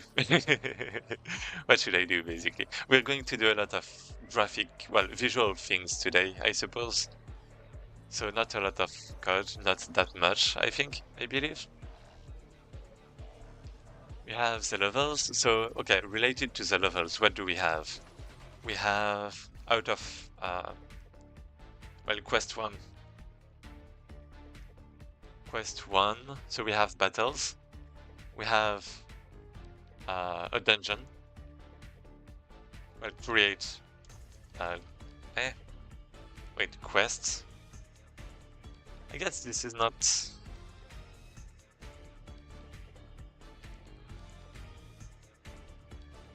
Ah, this is complicated.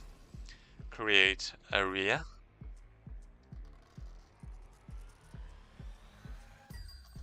In programming. So we are going to have like a class area, like zone, right? Zone or area, I don't know. Yeah, zone, area. This is fine, okay. So we have this. And then we have the concept in programming of create quests concept programming. So yeah, this is not related to the first quest in itself. So let's just remove that.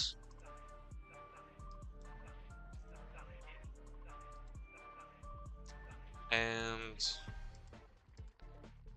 the other thing is after the create concept, quest concept. Oh, it's called. So that we have basically to create first dungeon layout or something like that. Generate first area, generate quests layout generation.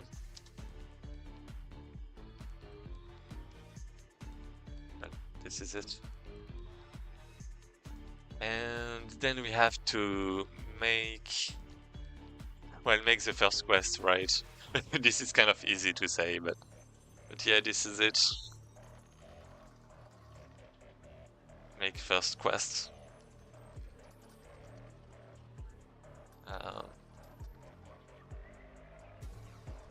Yeah, make first quest. Implement.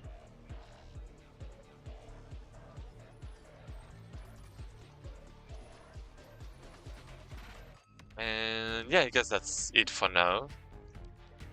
Maybe implement multiple quests after that. So like maybe implement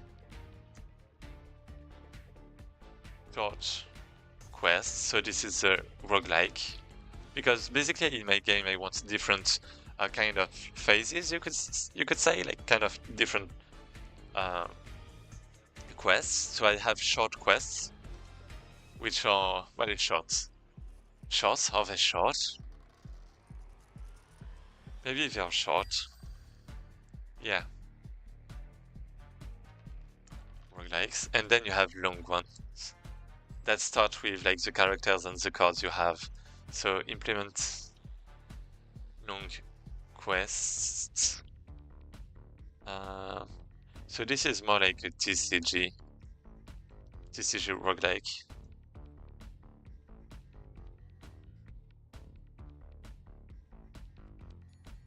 And the goal is to, if I implement one of both, then I can test both ideas, and I can what?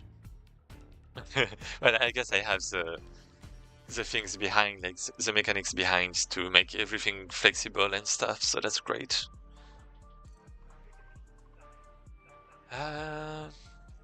What do I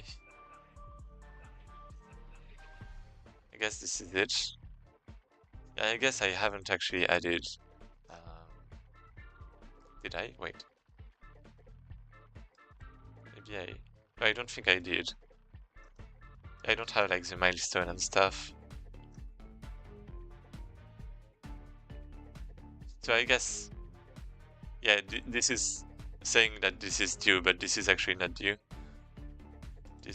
Everything's fine. Everything's fine. So here we go. We have a lot of things to do. Let's get started. I'm probably not going to code for very long tonight because I finished the Advent of Code, right? And I do need some sleep. I haven't slept a lot recently, actually, with like, well, the Advent of Code, of course. But yeah, let's make some. I do have to clean that. But let's have scenes.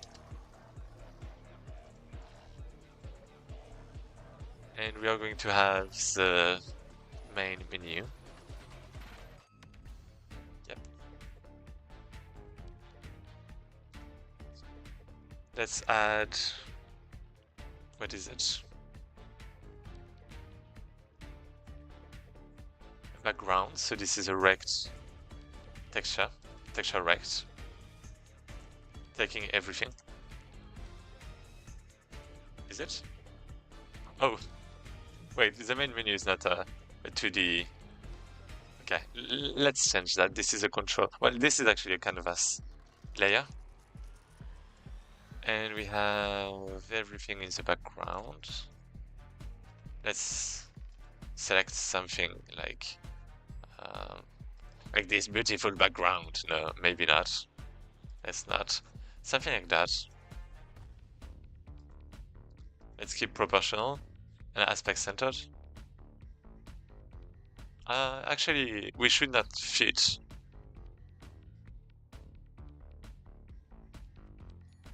Wait.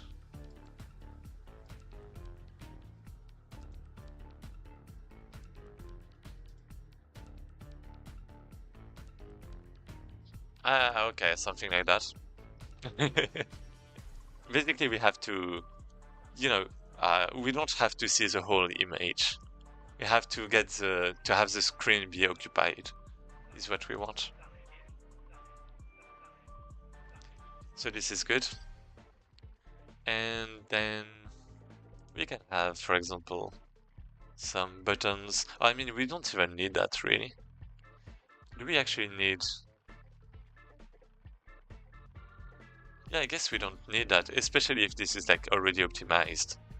Like, why would we need a menu?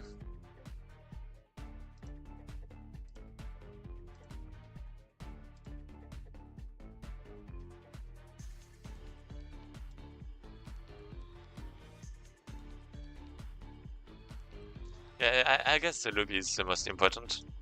Yeah, we don't need a main menu. Maybe credits at one point, but this is fine. Because I'm thinking of gachas really. Like, do gachas really have a main menu? No, they don't, because, you open them and this is it. You have a loading screen, okay, but this is it. Do I need a loading screen for my game? I don't, because this you can open it in like 3 seconds. I guess actually you might need something. Oh.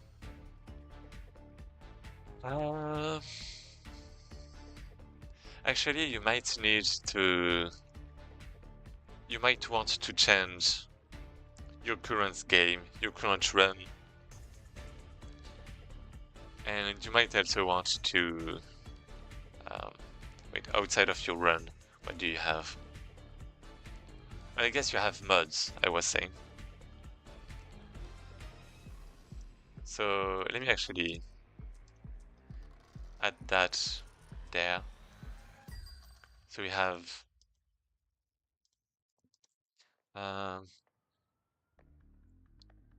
you can edit. Maybe you can actually edit your mods directly in the game. No, because when you start when you open the game, then maybe the lobby is supposed to be different, right? So this might actually not be correct, you could say. Correct anymore? I don't know. I don't know. Yeah, but you want to set your mods per run, right?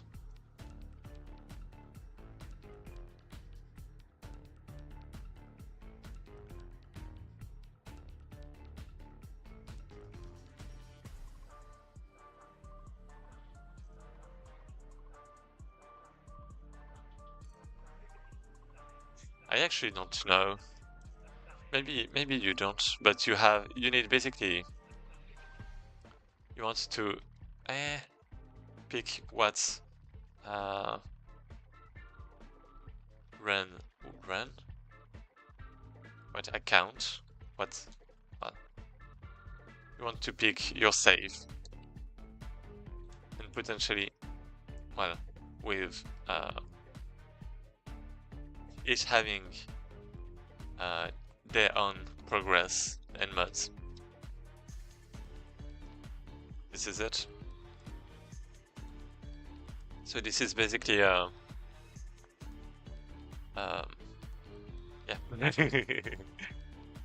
save selection menu, I suppose. Well, I guess maybe you actually want to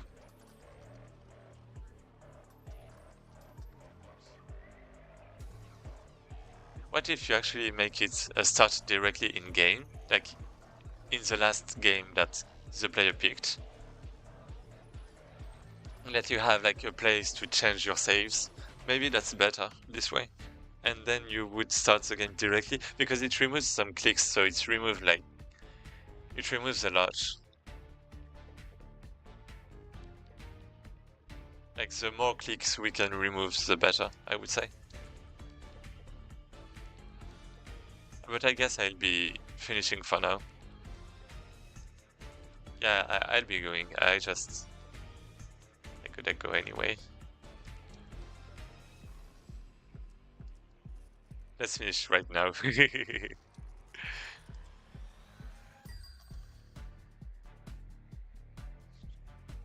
I actually... Wait, what's that? Wait, what?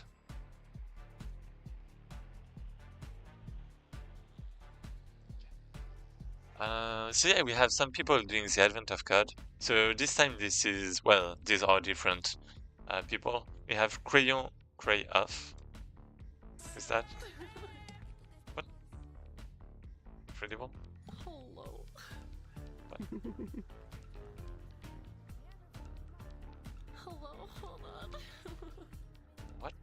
Oh, this is the end?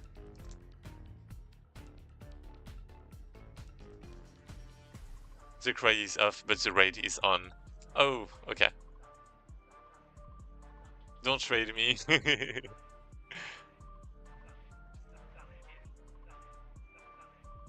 Okay, so I mean, I guess this is the end. What about this person? A few months to get this good. Oh, And when I say this good, apparently I'm not that good. the artist Jackson. Someone that, oh, an artist. Oh, wait. I'm actually interested. Now, when I started, I just need to I remove didn't this have music. any we go. examples like this. I had to start it from scratch. But Scratch. still, impressive, Kemi. Yeah, exactly what I just said. Yeah, yeah. But still, quite. And of Good course, I've do. explained how this works. Yes, good I've do. explained every single. I could have just shut up, explain nothing, write the stupid hieroglyphs, but then that's the viewer experience will be you guys Let's just raid. will learn nothing. I mean, you probably don't learn it much anyway, but Cammy apparently did. So good on him. How do we solve this problem? Wait, what's actually this? It's actually, now that I'm Okay, looking let's at the come back code, I to the actually don't understand rudimentary. anything. What is a I number? mean, I do. Not. Maybe let's raid still. You can have this. He's the only other one You who's, can participating in the that. advent of code. So to express what is the last digit, you need to specify, yeah, 0 or more characters. Wait, this isn't wrong. It's only wrong when you're passing the number. Hold on. Now that I've took a mini break, talking to Cammy. Hey Proxy, So what is it? This is sed. Sed From Linux. It's the from sed Linux. command from Linux. Sed, what the which is regex based. Yeah, okay. Sed. If I can show you an example, most people use sed like this. You have hello, you call sed, and search hello to hi. What the fuck? Only this part here you see here, that's a sed command, which is this S, search and replace. Sed actually has more commands, so much so that it's an actual language that people don't realize. With all respect, what the fuck? Yeah, I know. What the fuck? But hey, that's my shtick, or what do you call it? I'm not like, if I was gonna do Advent of Code in C++, that would be quite boring. That's just me, traded with one viewer. Hey, Proxy, thank you very much for the raid. That's just one viewer. That's just so bad. But yeah. I mean, bye bye everyone. Sorry.